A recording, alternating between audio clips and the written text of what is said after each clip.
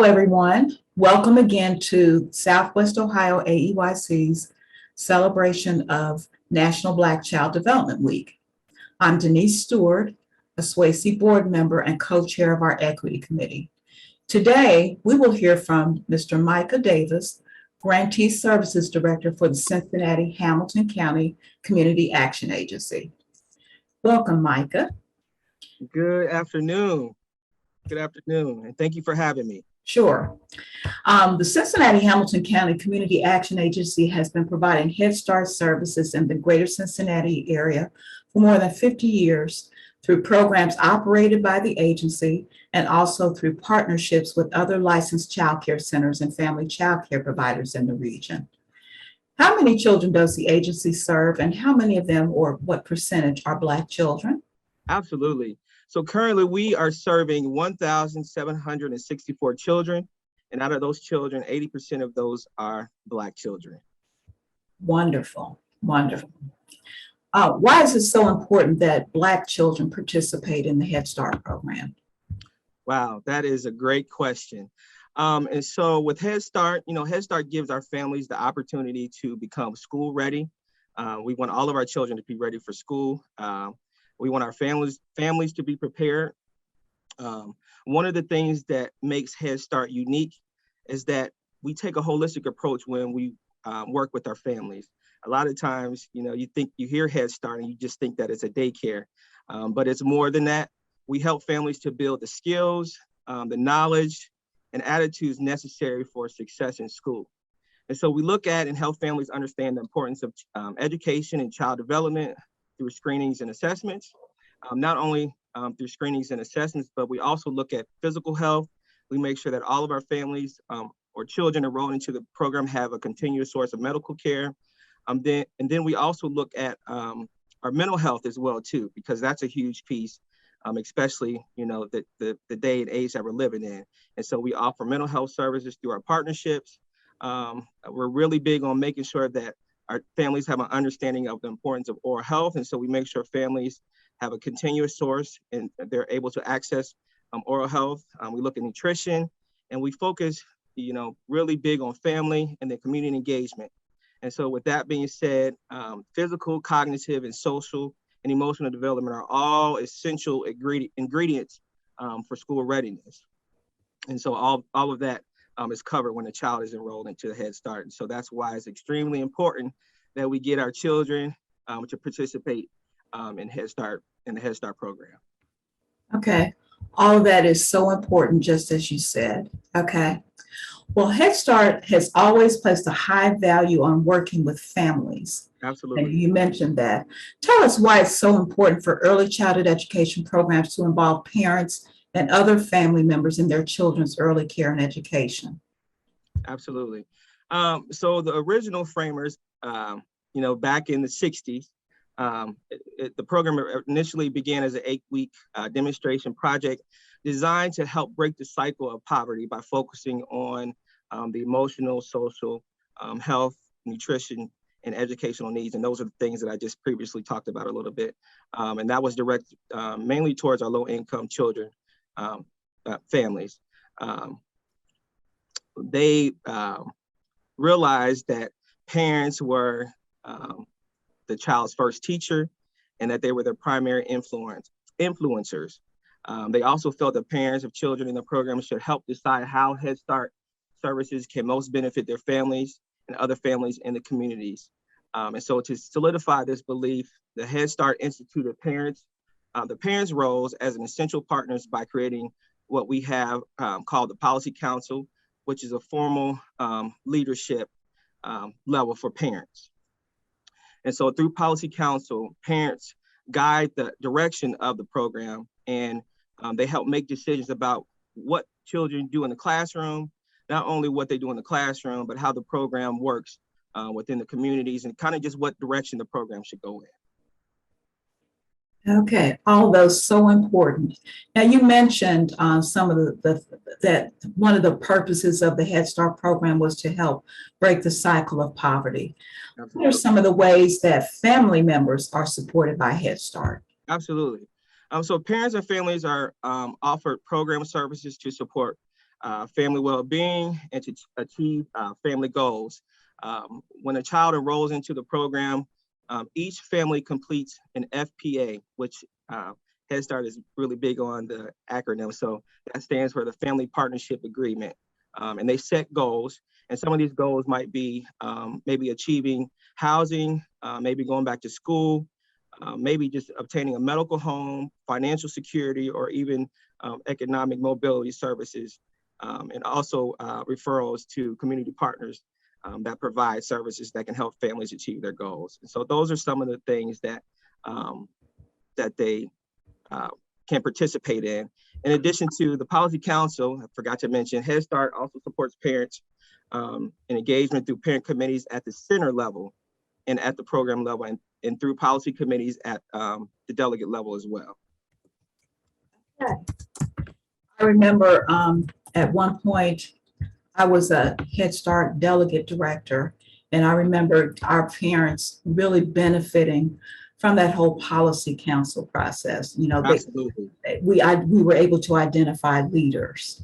Absolutely. And it's an excellent platform, parents, to, like you said, to identify the leaders, not only to identify the leaders, but to help expand on leadership skills and to develop those leadership skills. So I definitely agree with you on that. Absolutely. Yeah, and even when I was not working with a Head Start program, in my years as a center director, I always encouraged the parents of the children to speak up for their children, to ask questions. Absolutely. Seek out every service that could possibly help their children, because I've always believed that parents are their children's first and most influential teachers. Yes. Absolutely. They're their advocate.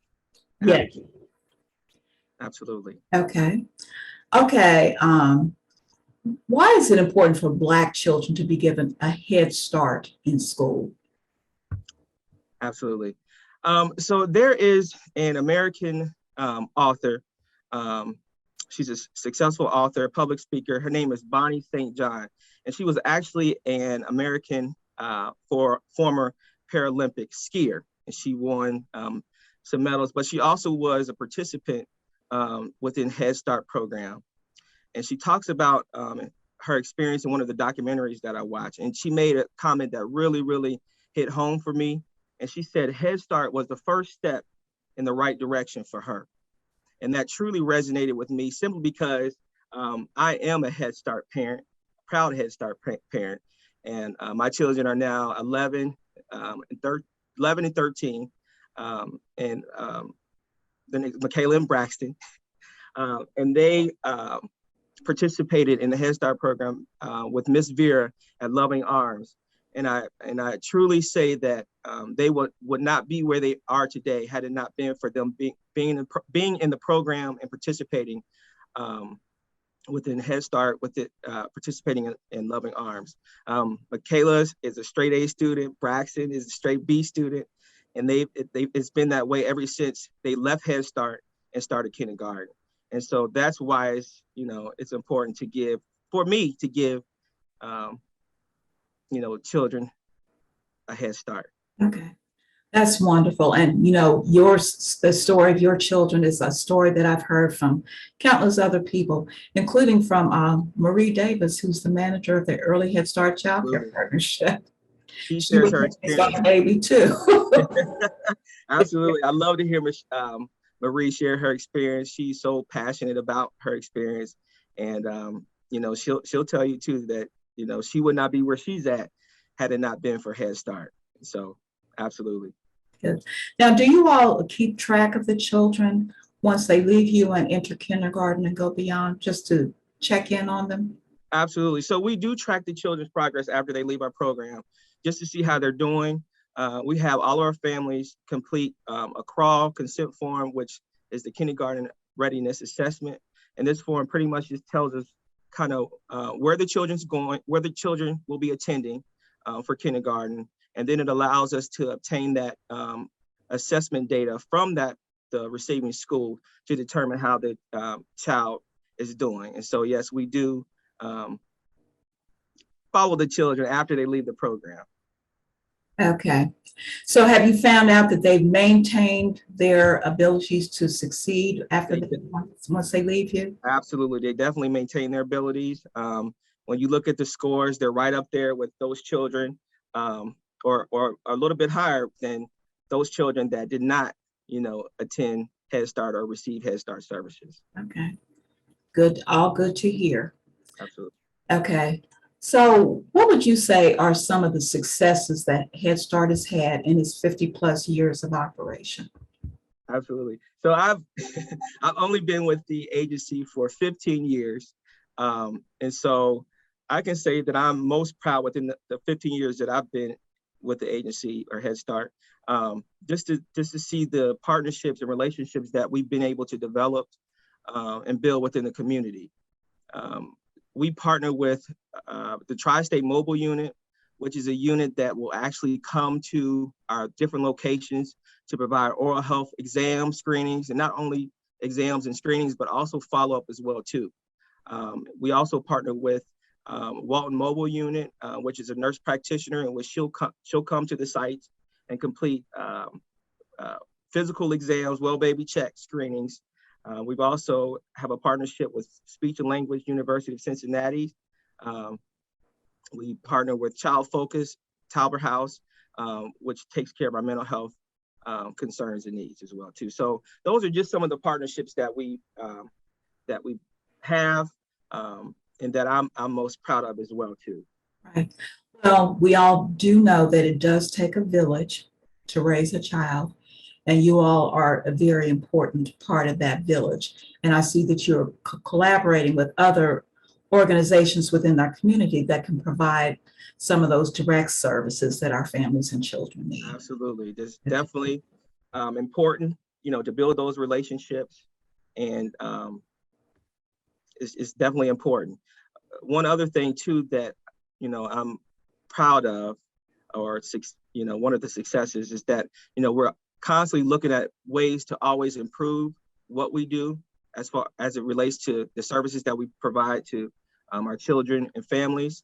And so all of the leadership has participated in a process improvement course called Impact U, which is a partnership through Children's Hospital, which allows us to look at our systems that we have within the organization, and allows us to figure out ways that we can improve those systems. So that's another piece that I'm excited about and proud of as well too. Excellent, excellent. Okay. Can you tell me a little about the neighborhoods where CAA operates Head Starts? Sure. So our biggest site is Life Learning Center, which is in Bond Hill, 1740 Langdon Farm. And then we also have a location, Theodore M. Berry, which is downtown, West Court Street. We have DMLC, which is located in Corinthian Baptist Church on Tennessee Avenue in Bond Hill. Then we have a location in Winton Terrace, Millville location, and then our Camp Washington location. And then we also partner with 18 child care centers throughout Cincinnati. Okay. I'm proud to say that Learning Grove is one of those. Absolutely. Absolutely. Yes. So important for our families to have access to those resources. And yes. And you all have been a wonderful partner for us. Okay. Tell me about the challenges that the Head Start program faced since COVID appeared on the scene. Wow. And impact on your enrollment and the children's successes. Absolutely. I mean, it had an impact on all of us. Absolutely. And you know what? It's still having an impact. And so one of the things, the key word that when the pandemic first hit was that, we had to pivot. But COVID definitely impacted our Head Start program. Due to COVID, we had to close down some of our classrooms, not only classrooms, but some of our centers due to positive cases and exposures. Although this did happen, like I said, we were able to pivot and come up with creative ways to continue to support and provide services to our children and families, and also our staff. During the pandemic, all of our children in the program received iPads, which allowed us to provide virtual services. And also pre-COVID, Head Start provided, daily meals such as breakfast, lunch, and snack to all Head Start participants. And because, we went virtual, we decided to create meal boxes to send home to all of the families. And then we also sent home some additional educational material as far as learning boxes. Yeah, that was so important for the children to maintain that contact with their teachers and the program, and for the parents to still have some access to services. I know that when our programs were shut down, our teachers made an attempt to communicate with the children and their families virtually. Absolutely. Sometimes they drop by their doorsteps, drop off some little things for them to do their activities at home, and just because learning still needed to take place, but absolutely a much more challenging environment for that to happen. Yes. And one thing I will say, it's a plug for you all too, that during that period when our programs were shut down, we still received our funding for Head Start and Early Head Start child care partnerships. And that was so important. It enabled us to keep our staff on payroll, to continue to try to communicate and work with the children and families, even though we were not inside of our centers. I just want to say that we appreciated that very much. Absolutely. Yes. Okay. Now tell us about, I know that CAA has offered a program for fathers. Can you tell us a little bit about your fatherhood project? Yes, I can speak a little bit up on that. So our father male involvement program started because of the need for fathers to be engaged in their children's educational in the process. We have noticed in our program the impact of Black fathers because Black children and families represent the largest group, like I said earlier. We saw the impact on Black fathers and their parenting skills due to seeing how many Black fathers dropped and pick up their children and daily and participate in activities across our grantee. We've also offered a curriculum by the National Partnership for Community, which just allowed our fathers to meet on a monthly basis to just discuss any issues that they could be facing, or just to share ideas around parenting and all those good things. That's a wonderful resource because even though a lot of our fathers don't live in the households with their children, they still want to keep those and develop those really good, solid relationships with their children. Absolutely. And it sounds like the Fatherhood Project enables them to do that. So thank you for sharing that. No problem. Okay. Now I know something about the Early Head Start program because my organization has participated in the Early Head Start Child Care Partnership since its beginning. Yeah. Can you tell me a little bit about some of the resources that families have when they enroll their children in the Early Head Start project? Okay. So our Early Head Start program provides services to children birth to 3. And currently we are serving 148 children through our 18 child care partnerships, our Life Learning Center location, our Theodore M. Berry location in DMLC. The impact of children in Early Head Start, is great. We noticed that children enrolled into Early Head Start, have smoother transitions as it relates to them moving, to Head Start, and then also them going on to kindergarten.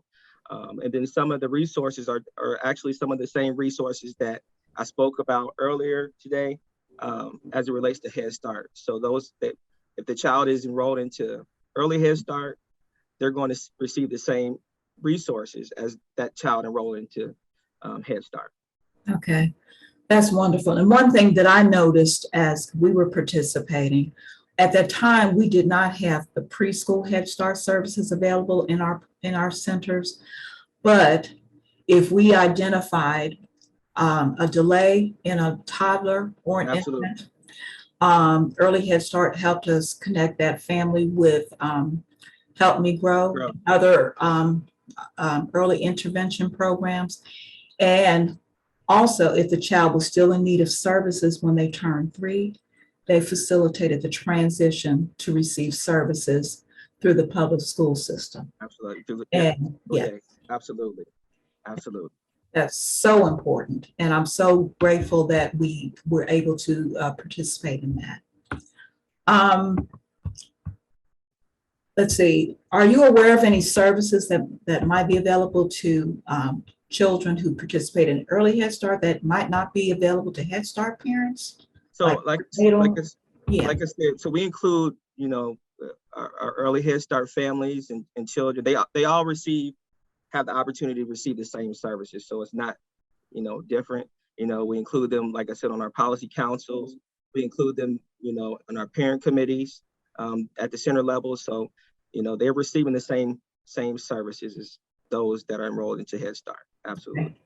And in addition, because of the extra funding that we receive from the Community Action Agency for our early Head Start children, we were able to provide things that parents didn't have to worry about, such as diapers, yes, and wipes and formula, even the special formulas that children needed to have because they had allergies to the typical formulas that children receive. Right. So that was a wonderful resource as well. Okay, well, is there anything else that you would like to share with us about? No, I just want to take this time to just really truly say thank you for having me today. I was, really excited when I got the call to participate in this. Like I said, I have 2 beautiful children, and they went through the program. And so if there's anybody out there that needs to, get more information, please don't hesitate to reach out. Well, thank you so much, Micah. It's been a pleasure having this conversation with you, and we appreciate the work that Cincinnati-Hamilton County Community Action Agency has done through the years and is continuing to do. Absolutely. Thank you. Thank you for joining us today for this celebration.